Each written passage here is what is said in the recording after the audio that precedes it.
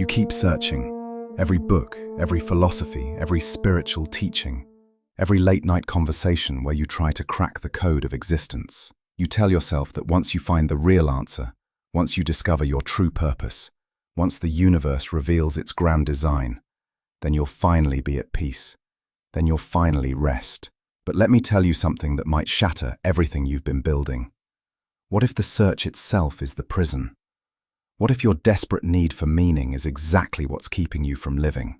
You've been taught that a meaningful life is a good life, that purpose is the foundation of happiness, that without a clear why, you're just drifting. And so you panic, you grasp, you construct elaborate stories about your destiny, your calling, your mission on this earth. But underneath all of it, there's a gnawing feeling, a suspicion you don't want to admit, that maybe, just maybe, you're making it all up, that the universe isn't responding, that the silence is real. Albert Camus understood this better than almost anyone. He looked directly at what he called the absurd, the fundamental contradiction between our human need for meaning and the universe's refusal to provide it. And instead of turning away, instead of numbing himself with false answers, he asked the most dangerous question of all. How do we live fully in a world that offers no ultimate justification for living? If you've made it this far, you're ready for something most people will never face. This video is not about finding peace through meaning. It's about finding peace without it. It's about learning to stay awake in a meaningless universe without losing your mind. And I won't lie to you. This path requires something most people don't have. Not intelligence, not strength, but radical honesty. The courage to see clearly and live anyway. Let's begin. Part 1. Your uncomfortable reality. You've been running from the absurd your entire life. Every time that voice whispers, "What's the point?" you silence it. You distract yourself with ambition, relationships, entertainment, spirituality. Anything to avoid sitting with the fundamental emptiness of existence. Anything to avoid admitting that you were thrown into this world without instructions, without purpose, without any guarantee that your suffering means something. This is what Camus called the absurd. Not that life is meaningless in some depressing, nihilistic sense, but that there is a fundamental divorce between what we want and what we get. We crave clarity in a world that remains silent. We search for eternal truths in a temporary existence. We demand that our lives matter in a universe that operates without considering us at all. Think about it. You wake up every morning in a body you didn't choose, in a world you didn't create, governed by rules you didn't write. You're told to find your purpose, to make something of yourself, to leave a legacy. But who asked you if you wanted to be here in the first place? Who explained why you should care? The universe just threw you into existence and said, "Figure it out." And when you turn to the universe for answers, you get nothing, just silence. And here's where it gets uncomfortable. The reason you suffer so much isn't because life is meaningless. It's because you keep trying to force meaning where none exists. You keep demanding that reality conform to your need for significance. You keep expecting the universe to validate your existence. But it won't. It never will. And every moment you spend waiting for that validation is a moment you're not actually living. You've constructed an entire identity around the meanings you've created. Your career is supposed to mean something. Your relationships are supposed to validate you. Your achievements are supposed to prove your worth. Even your suffering is supposed to serve some higher purpose, teach you some valuable lesson, be part of your growth story. But what if it doesn't? What if your suffering is just suffering? What if your achievements are just actions you took? What if none of it adds up to anything more than the sum of its parts? Most people handle this realization in one of three ways. They leap into religion, accepting ready-made meaning without question. They commit what Camus called philosophical suicide. choosing blind faith over honest confrontation. The religious escape is perhaps the most seductive. You hand over your questions to a higher power. You accept that God has a plan, that everything happens for a reason, that your suffering serves a divine purpose. And suddenly, the weight lifts. But Camus would ask, are you believing because it's true, or because you can't bear not to believe? The nihilistic escape is more honest but equally evasive. You accept that nothing matters, and you let that acceptance paralyze you. Why bother working if work doesn't matter? Why bother loving if love doesn't last? You see through the illusions, but then you use that clear sight as an excuse to stop participating. But Camus saw a fourth way. A way that requires neither self-deception nor self-destruction. He called it living in full awareness of the absurd, without trying to escape it. Staring directly at meaninglessness and choosing to live anyway. Not because life has inherent purpose, but because you create purpose through the act of living itself. This is not optimism. This is not positive thinking. This is something far more radical. It's the acknowledgement that meaning doesn't come from the universe. It comes from your decision to keep going, despite the universe's silence. But here's the problem. Most people can't sustain that level of consciousness. They touch the absurd for a moment, feel the vertigo, and immediately retreat back into comforting illusions. They need to believe their suffering is part of a plan. They need to believe they're here for a reason. You don't want to be one of those people anymore. You're tired of lying to yourself. You're ready to stay awake. But staying awake in an absurd world is not a passive state. It requires practice. It requires discipline. It requires something Camus called revolt. And that's what we'll explore next. How to live consciously without collapsing under the weight of consciousness itself. If you're finding this valuable, subscribe to the channel. Let's build a community of people who choose clarity over comfort. Your support means everything. Part 2. The refusal to surrender. Here's what most people misunderstand about Camus. When he talks about revolt, they think he means rebellion against society, against authority, against rules. But that's not it at all. Revolt is not external, it's internal. It's the refusal to accept the absurd passively. It's the decision to keep creating, keep living, keep engaging with existence, even though existence offers you nothing in return. Camus wrote, "The struggle itself toward the heights is enough to fill a man's heart. Not the arrival, not the achievement, not the final answer. The struggle. This is what separates someone who is truly awake from someone who is merely enlightened by comfortable philosophy. The awake person knows that peace doesn't come from resolution. It comes from engagement, from the daily choice to participate fully in a life that doesn't owe you meaning. But this is exhausting, isn't it? You feel it already. The weight of consciousness, the burden of seeing clearly. Once you accept the absurd, once you strip away the comforting stories, what's left? Just you. Just this moment. Just the raw, undecorated experience of being alive, with no script, no destiny, no cosmic insurance policy. This is where most people break. They touch this level of awareness and immediately scramble for relief. They call it depression. They medicate it.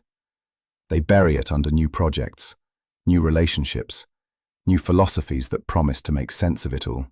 But you can't unsee what you've seen. Once you know the universe is silent, you can't pretend it's speaking to you. So what do? You develop what I call the discipline of consciousness. Not meditation, not mindfulness, not some gentle practice of being present. I'm talking about the daily, brutal work of staying awake when everything in you wants to fall back asleep. Of looking at the absurd every morning and saying, I see you, and I choose to live anyway. This discipline has practical components, real, concrete practices that keep you engaged with consciousness, rather than slipping back into comfortable delusion. First, you practice recognizing your own meaning-making.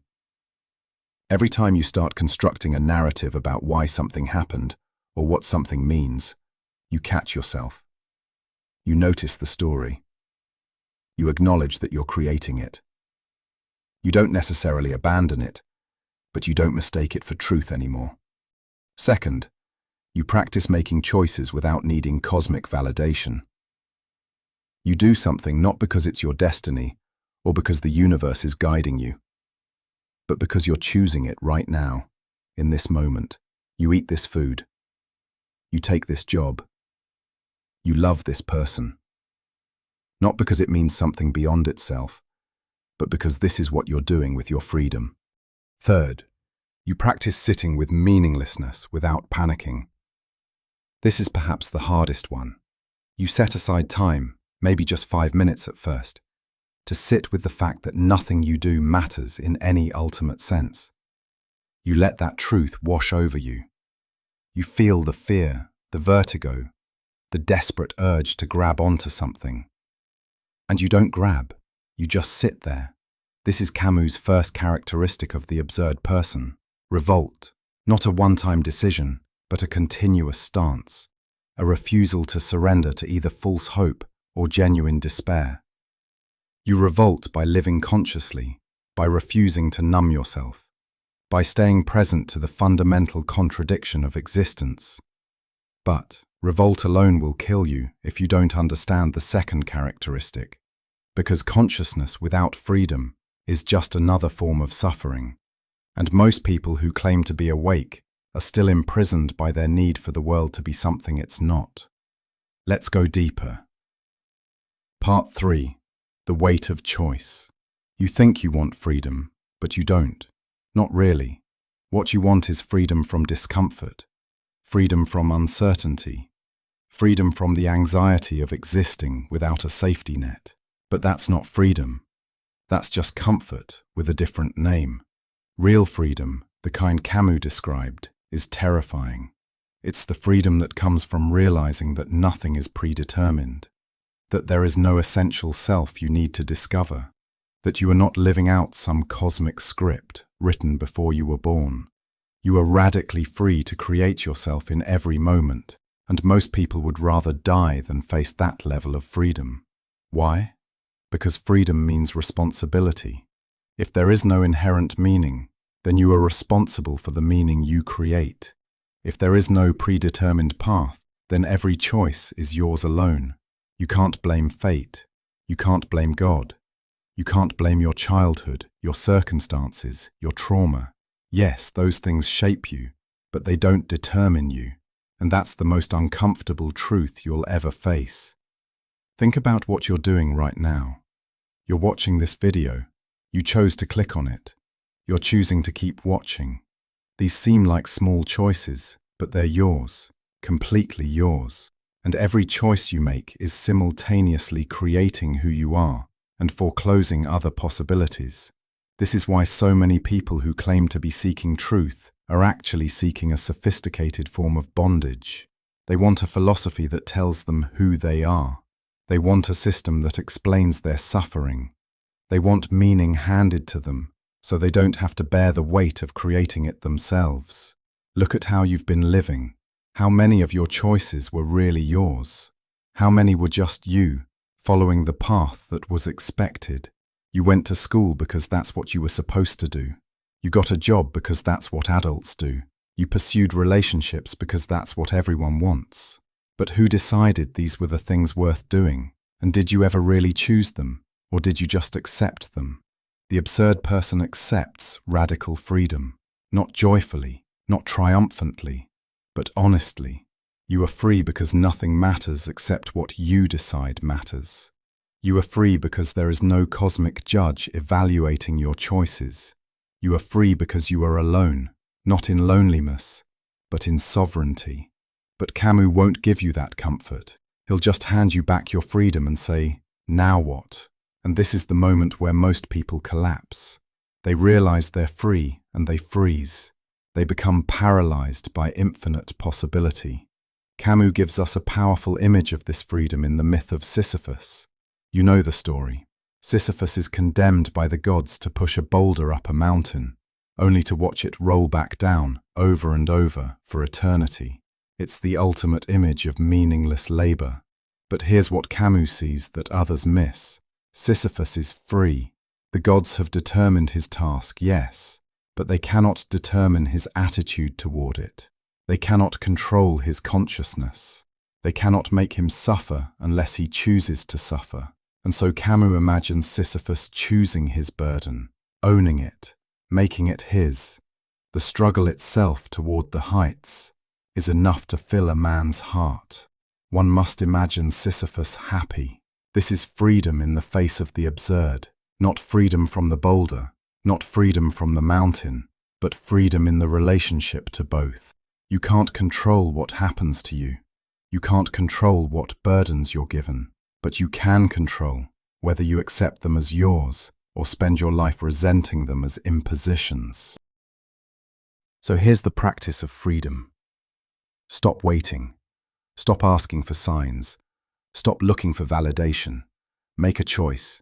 Any choice. Not because it's the right choice or because it will lead somewhere meaningful, but because you are free. And this is how you exercise freedom. You choose. You act. You own the consequences. And you do it again tomorrow. This is not recklessness. This is consciousness. You're not making random choices. You're making deliberate ones. You're authoring your life instead of just narrating it. And this brings us to the third characteristic, the one that makes all of this bearable. Because revolt keeps you engaged and freedom makes you sovereign. But without this final element, you're just enduring existence. You're awake, but you're not alive. What's missing is passion. And that's what we'll explore next. Part 4. Living fully in the void. You've been taught that passion requires purpose, that you can't truly love life unless life means something, that excitement, joy, intensity, all of these require some deeper justification. But what if that's exactly backward? What if passion is only possible when you stop demanding that it means something beyond itself? Camus believed that the absurd person lives with more intensity than anyone else, not less. Why? Because they're not wasting energy trying to find or create ultimate meaning. They're not holding back their engagement with life until they figure out the cosmic significance of it all. They dive in fully, precisely because there is no deeper reason to dive in. This is what Camus called passion, not emotion, not romance, not fleeting excitement, but complete presence. Full engagement with the immediate experience of being alive. You eat not because food symbolizes something spiritual, but because the taste is real, and you are here to taste it. You love, not because love validates your existence, but because loving is itself an act of revolt against the silence of the universe. You create, not because your art will change the world, but because creation is itself a form of saying yes to life. Think about how you experience pleasure. When you taste something delicious, there's a moment, just a split second, where you're completely present to the taste. No thoughts about whether you should be eating it, no guilt, no mental comparison, just the pure experience. That's passion. That's what it means to be fully present. But then what happens? Your mind jumps in. You start thinking about the meal instead of experiencing it. You start creating meaning around it. And in doing so, you leave the experience. You're no longer tasting, you're thinking about tasting. Most people live their entire lives thinking about living instead of actually living. They're always somewhere else, always thinking about what things mean, what they signify, how they fit into the larger narrative of their lives. But they're rarely here, rarely now, rarely fully present to the immediate experience of existence. The absurd person knows there is no larger narrative, there is only this moment. And so they give this moment everything. They don't hold back, they don't reserve judgment, they don't wait for permission or validation. They just show up, completely, without reservation. This is not carelessness. This is not living in the moment in that shallow way. This is a disciplined presence that comes from accepting the absurd. You are not distracted by the search for meaning, because you've already accepted that meaning is not coming. And in that acceptance, you become capable of a level of attention most people never experience. You notice the light, the way it falls across a surface. You notice the texture of fabric against your skin, not as an aesthetic experience, but as a fact of existence. You are here. This is happening. You notice the exact tone of someone's voice, not because you're analyzing them, but because you're actually listening. This is passion. This is what it means to live absurdly. You give yourself fully to the experience of being alive, without needing that experience to add up to something. You love without needing love to last forever. You create without needing your creation to be important. You engage without needing engagement to pay dividends. But here's the practice. Because this isn't something you just understand intellectually and then you're done. This is something you practice every single day. You practice being present. Not through meditation techniques necessarily, but through actual engagement with whatever is in front of you right now. You're having a conversation. Are you really there? Are you listening to the actual words being said, or are you preparing your response? You're eating a meal. Are you tasting it, or are you scrolling through your phone? You're working on a project. Are you engaged with the work itself, or are you constantly checking to see if it's leading somewhere? Every moment is an opportunity to practice passion, to be fully where you are, without needing where you are to be somewhere else. This is not acceptance in a passive sense. This is active engagement with reality as it presents itself. But let me warn you, this path has pitfalls that will try to pull you down, and if you're not careful, what began as liberation will become another form of suffering. Part 5. How to stay awake without losing yourself. The first trap is cynicism. You accept that life is absurd, and you start sneering at everyone who hasn't figured it out yet. You look down on people who still believe in God, purpose, destiny. You become bitter. You think you're enlightened, but really you've just traded one form of delusion for another. Camus would reject this immediately. The absurd person is not cynical. They don't mock people for creating meaning. They understand that creating meaning is what humans do. They just refuse to pretend that their created meaning is universal truth. You can respect someone else's meaning-making without adopting it yourself. The second trap is despair. You realize nothing matters and you sink into paralysis. You think, if it's all meaningless, why bother? But this is a fundamental misunderstanding of the absurd. The absurd doesn't say, nothing matters, therefore give up. It says, nothing matters objectively, therefore you are free to create what matters subjectively. Your life doesn't have cosmic significance, but it has your significance, and that's enough. The practice here is action, deliberate, conscious action. Not because the action matters in any ultimate sense, but because action is how you exercise your freedom. You do something, anything. You make a choice and follow through, not because it will lead somewhere meaningful, but because choosing and acting is what it means to be alive and conscious. The third trap is distraction disguised as passion. You convince yourself you're living fully, when really you're just running faster. You pile up experiences, relationships, accomplishments, calling it passion when it's actually avoidance. True passion is not frenetic, it's present. It's the difference between consuming life and actually tasting it. So how do you avoid these traps? You practice, every single day. You practice revolt by engaging with one thing fully, even when your mind wants to drift. You're flashing dishes. Just wash dishes. Feel the water. Notice the texture of soap. This is revolt, saying yes to the mundane. You practice freedom by making one choice today without needing it to be the right choice. You choose what to eat, what to do with the next hour, and you own it completely. This is my choice. I made it. I'm responsible for it. You practice passion by noticing one real thing: the temperature of air on your skin, the weight of your body, the sound of your breath. Not because these things are meaningful, but because they're real and you're conscious enough to notice them.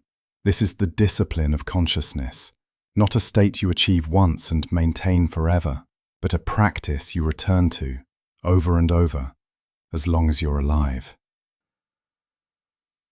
Part 6. Someone who lives awake. So let me paint you a picture.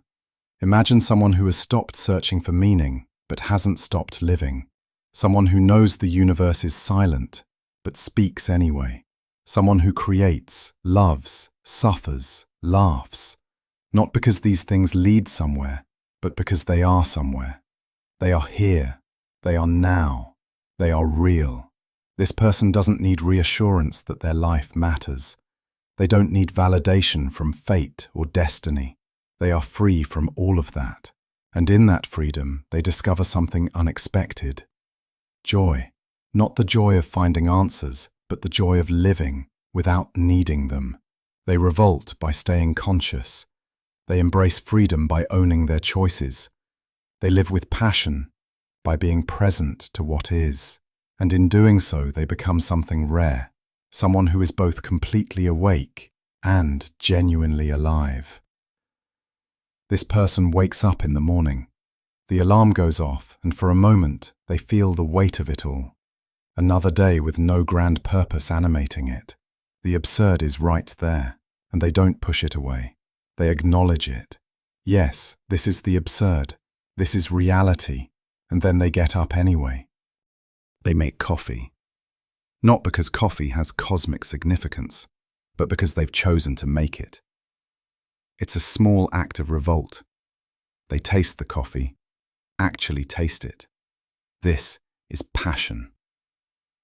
They go to work, whatever work they do, and they don't need the work to be their calling or their purpose. It's just what they're doing with this portion of their life. And while they're doing it, they do it fully. Not because the work matters, but because they're there and they might as well be present. They have relationships. They love people, deeply, fully, passionately. But they don't need love to last forever. They love because loving is what they're choosing to do right now. And when the relationship ends, because it will, they'll feel the loss, and they'll keep living. They suffer. Of course they suffer. Loss, disappointment, pain, all of it comes. But they don't suffer more by demanding that their suffering means something.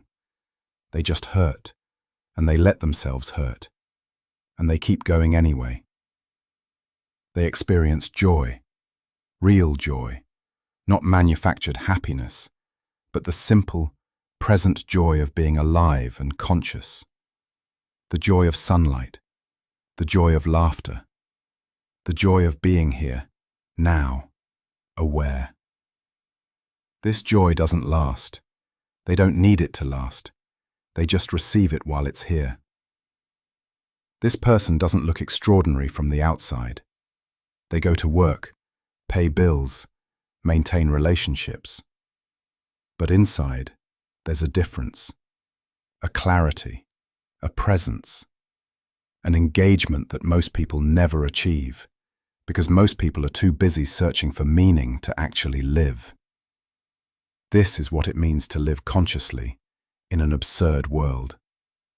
Not achieving some permanent state of peace, but practicing, daily, the art of staying awake without losing your mind.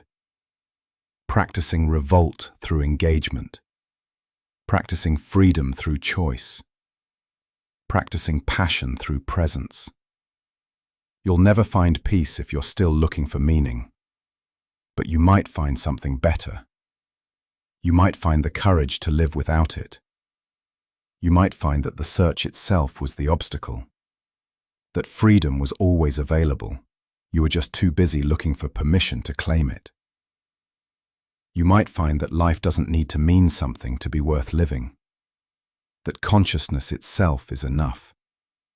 That being here, now, awake, that's the whole point. Not because it leads somewhere, not because it accomplishes something, but because it's real. And reality is all we have. So stop searching. Stop waiting. Stop demanding that the universe explain itself to you. Just be here. Just be now. Just be awake. This is how you stay awake without losing your mind.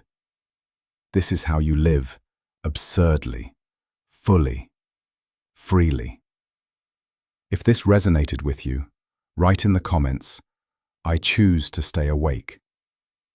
Let's create a space for people who refuse to sleep through their own lives. And don't stop here. The next video continues this journey. We're going deeper into what it means to live consciously. You need to keep going. Real transformation doesn't happen in isolation. It happens when you commit to the path and refuse to turn back. See you there.